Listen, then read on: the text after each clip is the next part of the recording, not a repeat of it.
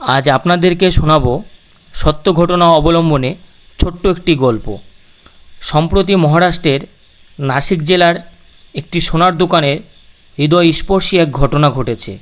এক বৃদ্ধ দম্পতি বহু বছর ধরে সামান্য সামান্য করে টাকা জমানো শুরু করেছিলেন। ইচ্ছা ছিল একদিন একটি মঙ্গলসূত্র কিনবেন। অবশেষে সামান্য কিছু টাকা হাতে নিয়ে তারা দোকানে যান।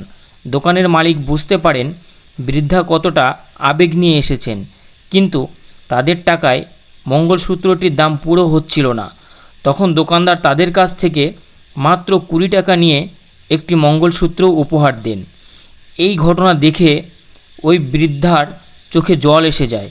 এই মানবিক মুহূর্ত দোকানের সিসিটিভি ফুটেজে ধরা পড়ে এবং পরে তা সামাজিক মাধ্যমে ছড়িয়ে পড়ে। সকলেই দোকানদারের প্রশংসা করেন। এমন মানবিকতার মহান মানুষ এখনও সমাজের মধ্যে আছে। এটি আমাদের শেখায় মানবতার দাম অর্থের চেয়ে অনেক বড়।